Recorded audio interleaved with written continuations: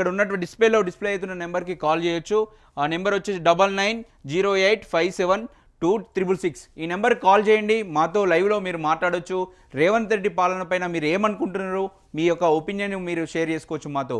ఇంకా చూసుకుందాం ఒకసారి రేవంత్ రెడ్డికి సంబంధించి కాంగ్రెస్ పార్టీ ప్రభుత్వం అధికారంలోకి రావడానికి ఎలాంటి హామీలు ఇచ్చింది, వాటికి సంబంధించి ఎంతవరకు అవి అమల్లోకి తీసుకురావడానికి కాంగ్రెస్ పార్టీ ప్రభుత్వం దానికి ఎంతవరకు ప్రయత్నాలు చేస్తుంది, దాని పట్ల ఒకసారి వాళ్ళ యొక్క మేనిఫెస్టోలో ఇచ్చినటువంటి 6 గ్యారెంటీల గురించి ఒకసారి డిస్కషన్ చేద్దాం. ప్రధానంగా ఒక 6 గ్యారెంటీలో ఒక పథకమైనటువంటి మహాలక్ష్మి పథకం గురించి చెప్పుకోవాలి. మహాలక్ష్మి పథకం వీళ్ళు ఎంతవరకు ఇంప్లిమెంట్ చేశారు, అందులో 6 గ్యారెంటీలో ఇది మేజర్గా చెప్పుకుంటూ ఉన్నారు. మహాలక్ష్మి కింద 2500 రూపాయలు ఇస్తామని చెప్పేసి 6 గ్యారెంటీలో వాళ్ళు ఒక ఫస్ట్ మేజర్గా చెప్పడం జరిగింది. కానీ అది మాత్రం ఇంతవరకు రేవంత్ రెడ్డి ప్రభుత్వం అదేవిధంగా కాంగ్రెస్ పార్టీ ప్రభుత్వం ఇంతవరకు దాని ఊసు కూడా ఇంకా జనాల్లోకి తీసుకురాలేదు.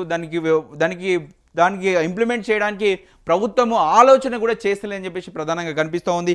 ఇంకా ఈ యొక్క మహాలక్ష్మి పథకంలోనే ఇంకొక పథకం వచ్చేసి 500 గ్యాస్ సబ్సిడీ. ఇది ఒక కొంతవరకు 500 సబ్సిడీ కొంతమందికే, కొందరు వైట్ రేషన్ కార్డు ఎంతమంది అయితే ఉంటారో దాదాపు తెలంగాణ ప్రజలు 80% మంది వైట్ రేషన్ కార్డు ప్రజలు ఉంటారు. సో వాళ్లకు అందరికీ 500 రూపాయల సబ్సిడీ ఇవ్వాల్సిన అవసరం కంపల్సరీ ఈ యొక్క వీళ్ళు పెట్టిన మేనిఫెస్టోలో ఉంది. కాకపోతే ఇంప్లిమెంటేషన్ వచ్చినప్పటికీ 500 వరకు సబ్సిడీ ఎంతవరకు వస్తుంది, ఎవరికి వస్తుందంటే చాలామందికి మాకు చేరడం లేదు అని చెప్పేసి చెప్తున్నారు. అంటే ఈ పథకం ఇప్పుడు చూస్తుంటే ఒక్కటి ఇందులో జస్ట్ ఇంప్లిమెంటేషన్లో ఫాల్ట్ ఉంది, కానీ ఇంప్లిమెంటేషన్ చేయడానికి ప్రభుత్వం ప్రయత్నాలు చేసింది.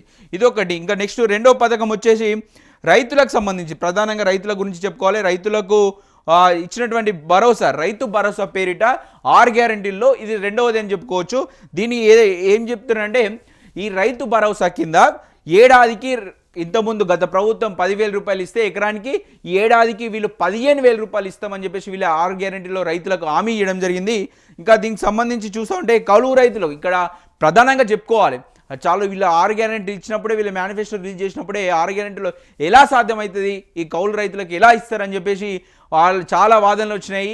కాకపోతే వాళ్ళ గ్యారెంటీలో మాత్రం ఒక 12,000 రూపాయలు కౌలు రైతులకు ఇస్తామని చెప్పేసి వాళ్ళ 6 గ్యారెంటీలో పొందుపరచడం జరిగింది. ఇంకా రైతులకు మూడో హామీ వడ్లకు 500 రూపాయల బోనస్ ఇస్తామని చెప్పేసి చెప్పడం జరిగింది. రైతులకు సంబంధించి ఈ ప్రధానంగా 3 హామీలు ఇవ్వడం జరిగింది. అటు కౌలు రైతులకు ఇంతవరకు వాళ్ళ ఎలా గుర్తిస్తారు, ఏం గుర్తిస్తారు అని చెప్పేసి ఇంకా అసలు ఊసు కూడా లేదు. దానికి సంబంధించి గతంలో కేసీఆర్ ప్రభుత్వం ఇచ్చినటువంటి 10,000ను కూడా ఈ సీజన్లో వచ్చేసరికి అటు రైతులకు అందజేయలేదు.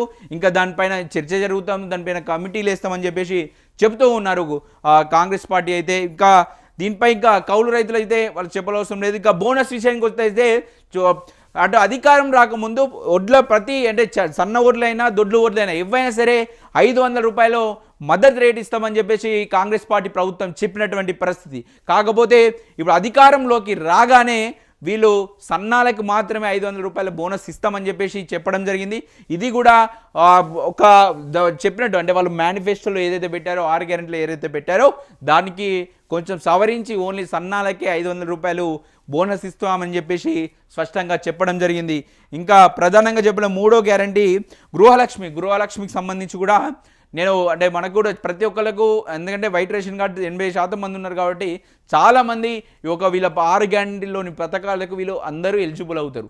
సో అదేవిధంగా గృహజ్యోతిలో అందులో పథకంలో భాగంగా వచ్చేసి 200 యూనిట్ల వరకు ఫ్రీగా ఉచితంగా కరెంటు ఇస్తామని చెప్పేసి వీళ్ళ 6 గ్యారెంటీలో మూడో పథకం కింద పెట్టుకోవడం జరిగింది. కానీ దీని ఇంప్లిమెంటేషన్కి చేయడానికి ప్రభుత్వం ప్రయత్నాలు కొనసాగిస్తుంది, కానీ ఇంప్లిమెంటేషన్లో వచ్చేసరికి చాలా ఇబ్బందులు ఉన్నాయి. అనేక రకాల ఒకరికి వచ్చి ఒకరు రాకుండా చాలా ఇబ్బందులు కొనసాగిస్తూ ఉన్న వాళ్ళకు ఇబ్బందులు తలెత్తుతున్నాయి. చాలామందికి ఈ యొక్క పథకం ద్వారా లబ్ధికి చేకూరడం లేదని ప్రజల నుంచి వస్తున్నటువంటి ఆవేదన.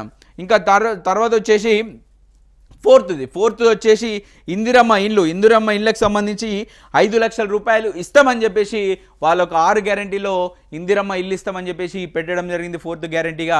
ఆ 4th గ్యారెంటీ మరి ఇంకా దాన్ని ఊసి కూడా మరి ఎప్పుడు వీళ్ళు స్టార్ట్ చేస్తారు ఏంటి అని చెప్పేసి ఈ ఏడాది కాలంలో మాత్రం దీనిపైన ఎలాంటి చర్చ కూడా జరగలేదు. ఇంకా దీటివైపు ప్రభుత్వం ఆలోచనలు కూడా ఇల్లు ఇద్దామని చెప్పేసి ఆలోచనలు కూడా చేస్తలేదని చెప్పేసి ప్రధానంగా అనిపిస్తుంది.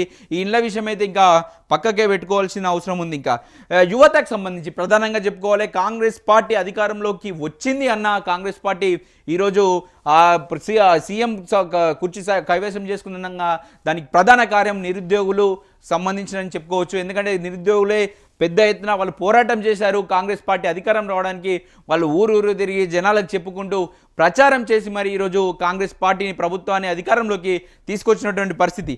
ఆ తరుణంలో వాళ్ళకి ఇచ్చినటువంటి హామీల విషయంలో మాత్రం ఎలా ప్రభుత్వం ఎలాంటి ఆలోచన కూడా చేయడం లేదని ప్రధానంగా అనిపిస్తుంది. ఒకసారి వాళ్ళకి ఇచ్చినటువంటి హామీలు ఏమని చెప్పేసి ఒకసారి చూద్దాం.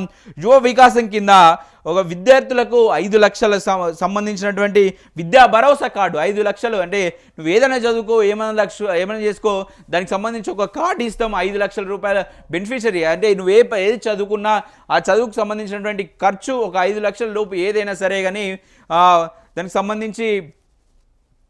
సంబంధించి మేము ఇస్తామని చెప్పేసి యువ వికాసం కింద చెప్పుకున్నటువంటి పరిస్థితి.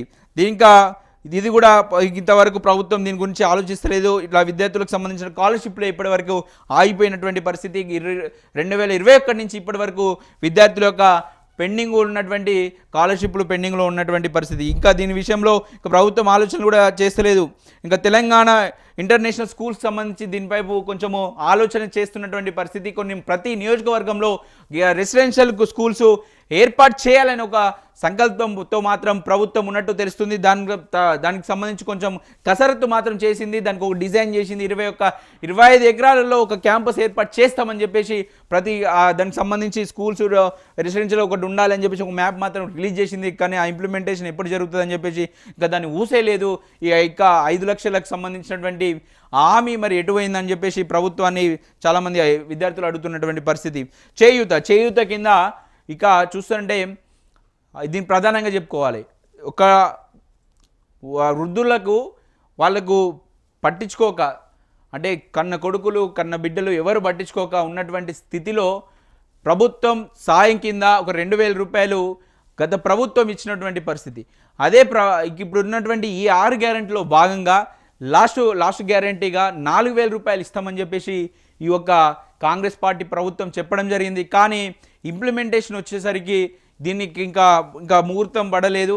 ఇంకా ఎప్పుడు వీళ్ళు అమలు చేస్తారని చెప్పేసి కూడా దానికి ఊసేయలేదు. ఎందుకంటే ఊళ్ళలో కూడా చాలామంది ముసలి వాళ్ళు కాంగ్రెస్ పార్టీ ప్రభుత్వం వస్తే 4,000 పింఛన్ వస్తుందని చెప్పేసి దాని ఆశతోనే ఓట్లు వేసినటువంటి పరిస్థితి.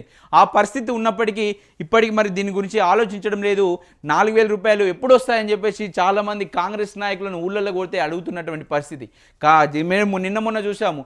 ఇక్కడ ఉన్నటువంటి సంబంధించినటువంటి కొందరు ఎమ్మెల్యేల దగ్గరికి పోతే, అమ్మ మాకు 4,000 రూపాయలు ఇస్తా అన్నావు, ఎమ్మెల్యేలను అడుగుతున్నటువంటి పరిస్థితి. ఎప్పుడు ఇస్తావు, ఎప్పుడు వస్తుంది మీ ప్రభుత్వంలో అని చెప్పేసి అడుగుతున్నటువంటి పరిస్థితి ఉంది. అలాంటి విషయం ఉన్నప్పటికీ వీళ్ళకు ఇంకా అది గ్యారంటీకి సంబంధించి 6వ గ్యారంటీ గురించి ఇంకా వీళ్ళు ఆలోచన చేస్తలేరు అనేది ప్రధానంగా కనిపిస్తుంది.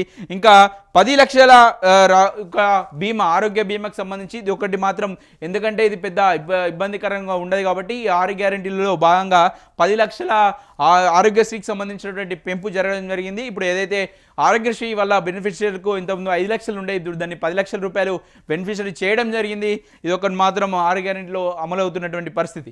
కాకపోతే ఇంకా చాలా అమలులోకి వాళ్ళు ఏదంటే చెప్పారు 100 రోజుల్లో మేము వచ్చినటువంటి 100 రోజుల్లో ఈ 6 గ్యారెంటీలు పూర్తి చేస్తామని చెప్పారు. కాకపోతే 1-2 తప్ప ఇంతవరకు వాళ్ళ 6 గ్యారెంటీలు పూర్తి కాలేదు.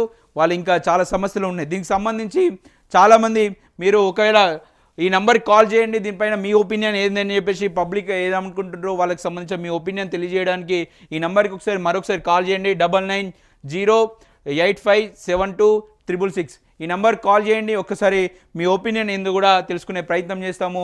ప్రజల ముందు మీరు ఏమనుకుంటున్నారని చెప్పేసి కూడా మీరు వైఆర్ టీవీ ద్వారా ప్రజలకు తెలియజేయచ్చు మీ ఒపీనియన్ కూడా.